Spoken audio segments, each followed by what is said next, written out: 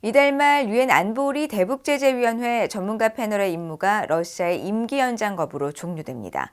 캐나다는 유엔 대북제재 패널의 활동이 중단돼도 모든 나라들이 안보리 대북제재를 이행해야 한다면서 북한의 책임을 묻는 일에 전념할 것이라고 강조했습니다. 뉴질랜드, 독일도 대북제재 이행 감시 활동을 계속할 것이라고 밝혔습니다. 김시영 기자의 보도입니다. 대북 제재를 위반하는 선박간 환적 등 북한의 해상 불법 행위를 감시하는 캐나다의 네온 작전입니다.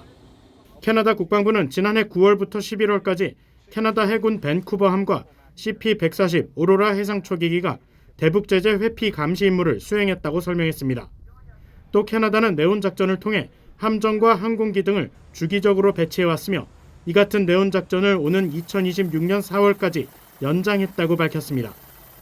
캐나다 국방부는 유엔 안보리 대북제재위원회 전문가 패널의 임무 연장이 러시아의 거부권 행사로 이달 말 중단되는 것과 관련해 미칠 영향을 묻는 VOA의 질문에 이 같은 현황들을 지난 19일 설명했습니다. 이어 러시아는 국제 비확산 노력들을 저해하고 유엔 안보리 대북제재 체제를 약화시키기 위해 거부권을 이용해 유엔 안보리 1718위원회, 즉 대북제재위원회 전문가 패널의 임기 연장을 막았다고 비판했습니다.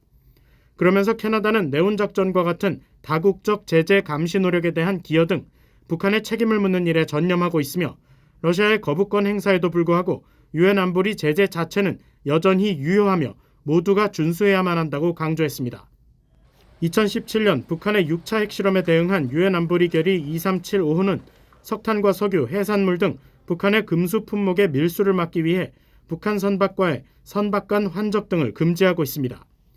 이에 따라 캐나다를 비롯한 미국, 영국, 프랑스, 호주, 뉴질랜드 등이 북한 선박의 불법 환적에 대한 해상 감시 활동을 벌이고 있습니다. 뉴질랜드 방위군 대변인도 18일 VOA의 관련 질문에 뉴질랜드는 유엔 안보리의 대북 제재를 집행하기 위한 노력에 전념하고 있는 많은 국가들 중 하나라고 밝혔습니다. 그러면서 뉴질랜드 공군 P-8A 포세이돈 해상 초계기와 요원들이 제재 회피를 포착하고 억제하기 위한 순찰 수행을 위해 배치됐다고 설명했습니다.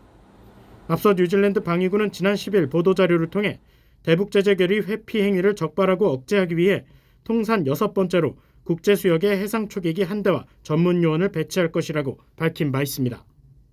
독일 국방부도 18일 관련 질문에 올해 독일 해군은 유엔 대북제재 감시 활동에 다시 참여할 것이라고 밝혔습니다.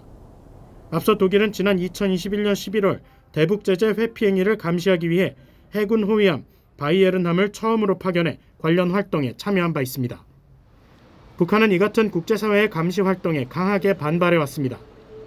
북한은 지난해 10월 10일 관영 조선중앙통신에 실린 국제문제평론가 라정민 명의의 성명을 통해 캐나다의 감시 활동인 네온 작전은 조선반도의 군사적 충돌 가능성을 높이는 것으로 섣을 지고 불 속에 뛰어드는 것과 같은 망동이라고 주장했습니다.